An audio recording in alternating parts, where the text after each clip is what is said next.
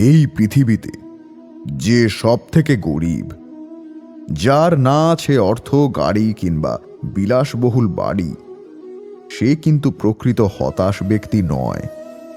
একজন প্রকৃত হতাশ ব্যক্তি হলো সে, যে তার জীবনের উদ্দেশ্য সম্পর্কে সঠিক ধারণা করতে পারেনি, যার জীবনের কোনো লক্ষ্য নেই, যার জীবনে কোনো স্বপ্ন নেই।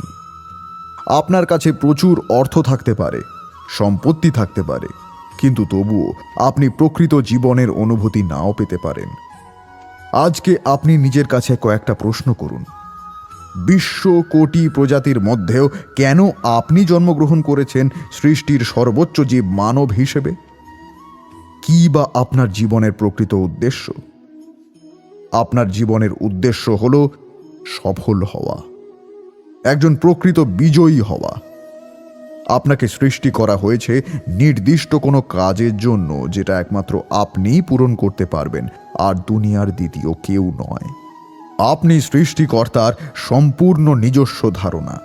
তিনি আপনাকে পাঠিয়েছেন সম্পূর্ণ অনন্য এবং অদ্বিতীয় কিছু ক্ষমতা দিয়ে, এবং তিনি আপনাকে সর্বোচ্চ মাত্রায় বিশ্বাস করেন। আপনি অবশ্যই নিজেকে আবিষ্কার করতে সক্ষম। সব থেকে ক্ষতিকারক যুদ্ধ যেটা এই বিশ্বের ইতিহাস দেখেছে, সেটা শুধুমাত্র দ্বিতীয় বিশ্বযুদ্ধ, প্রথম বিশ্বযুদ্ধ নয়। সেটা হলো ভয়ের ভূমিতে যুদ্ধ। হ্যাঁ, ভয়ের ভূমিতেই যুদ্ধ, কারণ বেশিরভাগ মানুষই এই যুদ্ধে মৃত্যুবরণ করেন তাদের প্রকৃত মৃত্যুর অনেক পূর্বেই। এক্ষেত্রে কোনো রকম সুখ বেঁচে থাকতে পারে না। ভয়ের ভূমিতে বেঁচে থাকে না কোনো রকম আনন্দ, বেঁচে থাকে না কোনো রকম স্বপ্ন। সেক্ষেত্রে যারা স্বপ্ন দেখেন, তাদের স্বপ্নগুলো মৃত্যুবরণ করে এক রাশ ভয়।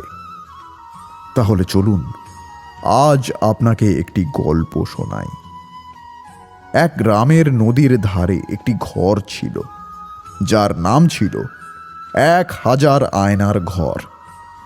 সেই গ্রামে সুন্দর হাসি মাখা মুখের একটি ছোট্ট মেয়ে ছিল। মেয়েটি একদিন তার বাবা মায়ের মুখে শুনতে পায় তাদের গ্রামের আয়না ঘরের কথা। এর আগে মেয়েটি কোনোদিন ঘর থেকে বের হয়নি। সে প্রকৃতি দেখেনি কোনো বাস্তবতা। তো সে একদিন চিন্তা করল যে সে ওই আয়নার ঘর দেখতে যাবে। তার সাথে আরেকটি মেয়েকে সে নিয়ে গেল, যে যেতে ভয় পাচ্ছিল। কিন্তু প্রথম মেয়েটি তাকে সাহস দেয় এবং সেখানে নিয়ে যায়। আয়নার ঘরের সামনে হাজির হয়ে প্রথম মেয়েটি ভাবল যে সে আগে ওই ঘরে ঢুকবে এবং সব কিছু দেখে বাইরে এলে তবেই সেই দ্বিতীয় মেয়েটি ঢুকবে। কথা মতো প্রথম মেয়েটি ওই ঘরের ভিতরে ঢুকল। প্রথমে তারও একটু ভয় করলেও সে মনে সাহস নিয়ে অজানাকে জানতে হাসি মুখে সেই ঘরে প্রবেশ করল। ঘরে ঢোকার সঙ্গে সঙ্গে আশ্চর্য সব রঙিন কারুকাজ দেখে মেয়েটির মুখ আনন্দে ভরে উঠল। সে আস্তে আস্তে এগোতে এগোতে সেই 1000 আয়নার ঘরে প্রবেশ করল। ঘরে ঢুকেই তার চক্ষু ছানা বড়া। মেয়েটি দেখল তার সামনে ঠিক তারই মতো দেখতে আরো 1000 মেয়ে হাস্যোজ্জ্বল মুখে তার দিকে তাকিয়ে আছে। সে যা করছে বাকিরাও ঠিক তাই তাই করছে। মেয়েটি এবারে সব কিছু দেখে বেশ মজা পেয়ে বাইরে চলে এলো এবং তার সখীকে সব ব্যাপারে খুলে বলল এবং বলল যে এমন সুন্দর জায়গা আমি আগে কখনো দেখিনি। সুযোগ পেলেই এবার থেকে আমি এই জায়গায় চলে আসব। এসব কথা শুনে এবারে দ্বিতীয় মেয়েটি কিছুটা ভয় ভয় মন নিয়ে ঘরের মধ্যে ঢুকল। ঘুরতে ঘুরতে আতঙ্কিত মনে সেও এবারে সেই 1000 আয়নার ঘরে প্রবেশ করল।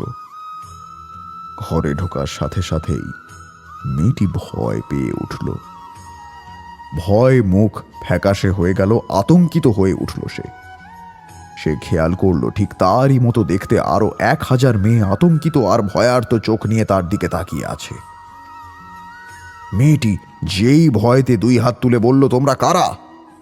সাথে সাথেই দেখল বাকি 1000 মেয়েও 2 হাত তুলে ওর দিকে নজর দিচ্ছে।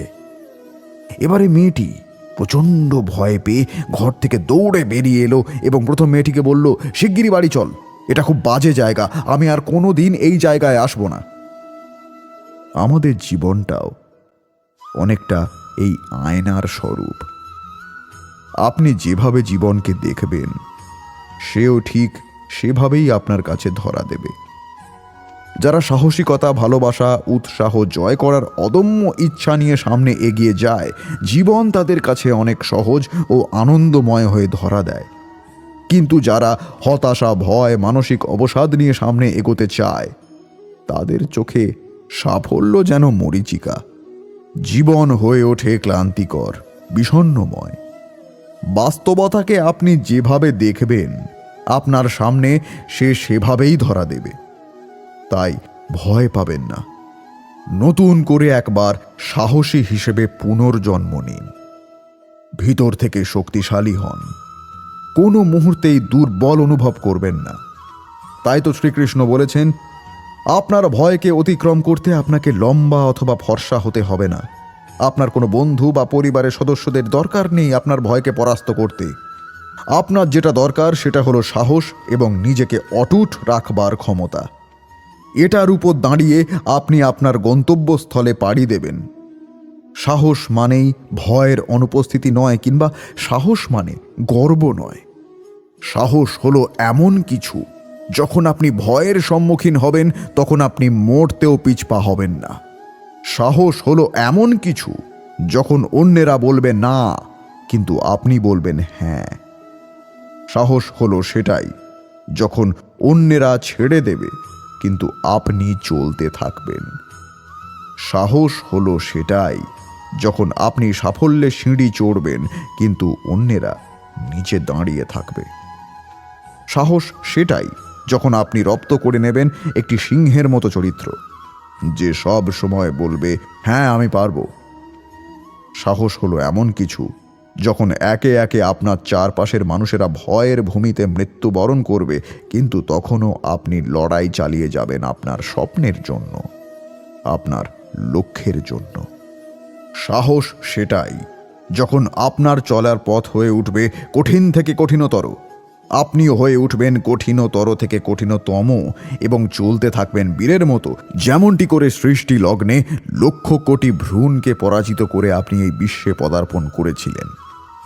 ভগবান শ্রীকৃষ্ণ আরও বলেছেন, মানুষের হৃদয় ভয়ের সাম্রাজ্য বসত করে সদাই।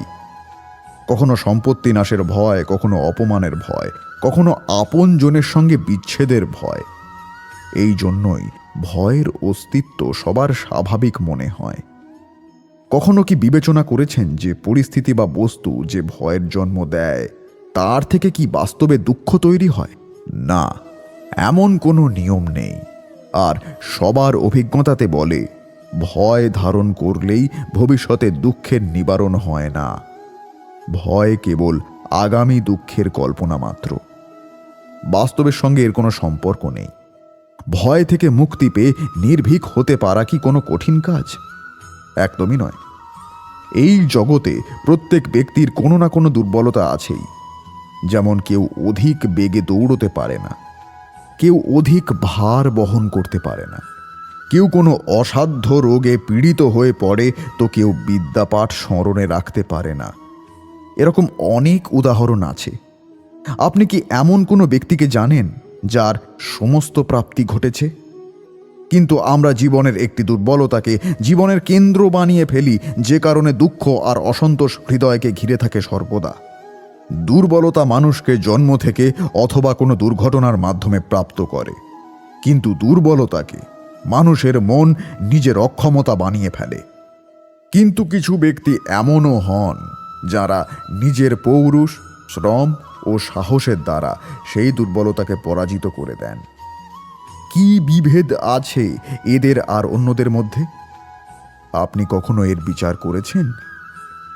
এর অতি সরল উত্তর আছে এই বিষয়ে। যে ব্যক্তিকে দুর্বলতা পরাজিত করতে পারে না, যে ব্যক্তি হৃদয়ের পৌরুষের প্রমাণ দেওয়ার সাহস রাখে সেই দুর্বলতাকে পরাজিত করতে পারে, অর্থাৎ দুর্বলতা তো ঈশ্বর প্রদান করেন, কিন্তু সীমা তো মানুষ নিজেই নির্মিত করে। গীতায় কৃষ্ণ বলেছেন, পরিস্থিতি যতই খারাপ হোক, যারা সেরা মানুষ তারা সব সময় একই রকম থাকেন। এরা কোনো অবস্থাতেই নিজেদের সাহস হারান না। তাই আপনিও সাহস হারাবেন না। ভয়কে জয় করে এগিয়ে যান এবং ভালোবেসে বলুন রাধে রাধে। ধৈর্য ও বিচক্ষণতা একে অপরের পরিপূরক। যারা ধৈর্যশীল তাদের বুদ্ধিমত্তা ও গুরুত্বের মাত্রা অন্যদের তুলনায় বহু গুণ বেশি।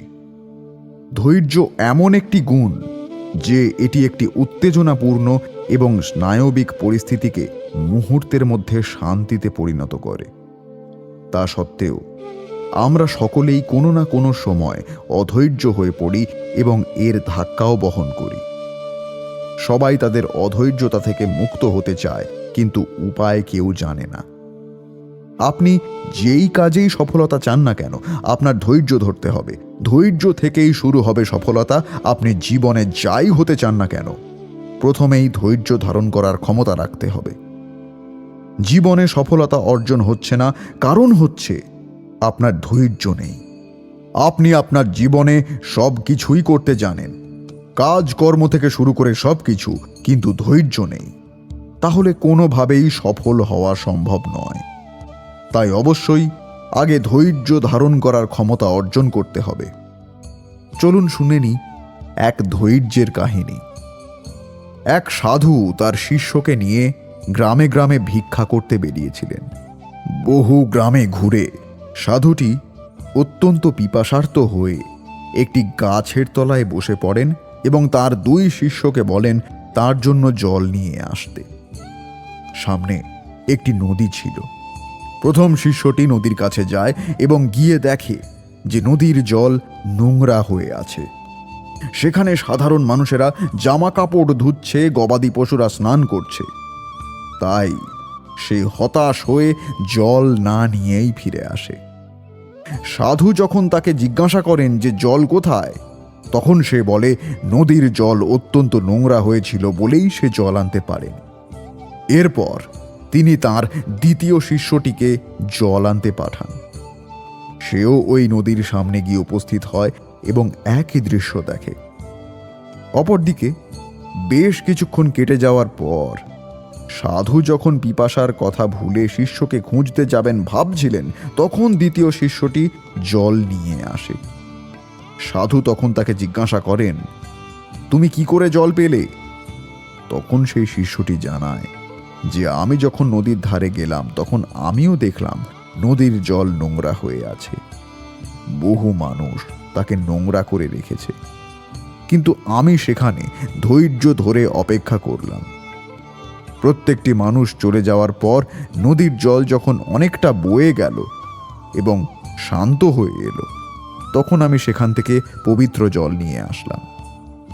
তখন সাধুটি তাঁর কথা শুনে হাসলেন আর অনেক খুশি হয়ে তাকে অভিবাদন জানালেন তাঁর ধৈর্য ধরার মানসিকতার জন্য। সেই সঙ্গে তিনি প্রথম শিষ্যটিকেও ধৈর্যের একটি পাঠ শিক্ষা দিলেন। তিনি তাকে বললেন, ধৈর্য সহকারে যে কোনো কাজ করলে সেই কাজে সফলতা আসে, কিন্তু সফলতার জন্য প্রধান শর্ত হলো ধৈর্য। ধৈর্য ধরতে না জানলে কোনো কাজেই সফলতা আসে না। তাই তো শ্রীকৃষ্ণ বলেছেন ধৈর্য। এই ধৈর্য কি? কোনো গুণ, কোনো অনুভূতি, কোনো দৃষ্টিভঙ্গি?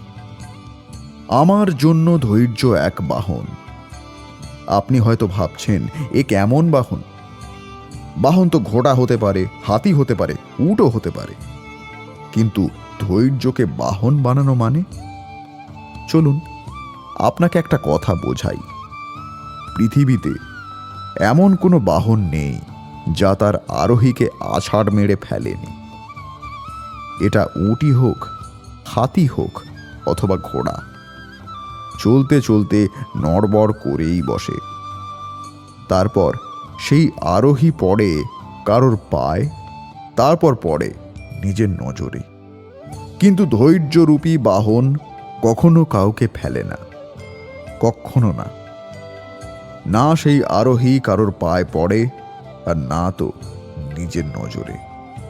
কারণ ধৈর্য আপনাকে বিবেক প্রদান করে। বিবেক আপনাকে পরিকল্পনায় সাহায্য করে, আর পরিকল্পনা আপনাকে প্রদান করে শক্তি আপনার লক্ষ্যের দিকে অগ্রসর হওয়ার। তাই ধৈর্যকে সঙ্গে রাখুন, নিজেকে আরো ধৈর্যশীল করে তুলুন। এই ধৈর্যের সাহায্যে আরোহণ করে দেখুন কিভাবে আপনার বাহন আপনাকে আপনার গন্তব্যে পৌঁছে দেবে। তিনি আরো বলেছেন, ধৈর্য ধরতে না পারলে পৃথিবীর সমস্ত কাজ থেকে আপনি বঞ্চিত হবেন। কারণ ধৈর্য ছাড়া কোনো কিছুই সম্ভব নয়। তাহলে বন্ধুরা, বুঝতেই পারছেন, ধৈর্য মানব জীবনের মহৎ গুণ। এটা সফলতার চাবিকাঠি। ধৈর্যের অনুশীলন ছাড়া ব্যক্তিগত ও সমষ্টিগত জীবনে সাফল্য অর্জন করা এক কথায় অসম্ভব। তাই সফল হতে চাইলে ধৈর্য ধারণ করুন ও এগিয়ে যান। কারণ ধৈর্য সৌভাগ্যের প্রতীক। ধৈর্যহীন ব্যক্তি আলোকহীন মশালের মতো। ধৈর্য জন্মগত কিংবা পৈতৃক সূত্রে পাওয়া কোনো কিছুই নয়। কেউ যদি নিজেকে ধৈর্যশীল ব্যক্তি হিসেবে গড়ে তুলতে চায়, তাহলে তার জন্যই সম্ভব। তবে বাস্তবতা হলো, মুখে বলা সহজ হলেও ধৈর্য ধারণ করা খুব কঠিন কাজ। তবুও সমাজের জন্য, মানুষের কল্যাণের জন্য তা করা আবশ্যক। সমাজ জীবনে শান্তি, শৃঙ্খলা ও কল্যাণময় জীবনযাপনের জন্য ধৈর্যের গুরুত্ব অপরিসীম। এখানে ধৈর্য শক্তি বাড়ানোর উপায় নিয়ে আলোচনা করা দরকার। ধৈর্য বাড়ানোর উপায়গুলোর অন্যতম হল সব সময় অপ্রত্যাশিত কিছু ঘটে যাওয়ার জন্য নিজেকে প্রস্তুত রাখা। যে কোনো বিষয় মানুষের ভাবনা ও পরিকল্পনা অনুযায়ী নাও হতে পারে। প্রত্যাশা হতে হবে বাস্তব ভিত্তিক। কারণ ধৈর্য ও সাফল্য একটির সঙ্গে আরেকটি অঙ্গাঙ্গীভাবে জড়িত। তাহলে বন্ধুরা, আজ এখানেই শেষ করছি। পরবর্তী পর্বে শুনব হার না মানার মানসিকতা কিভাবে তৈরি করবেন।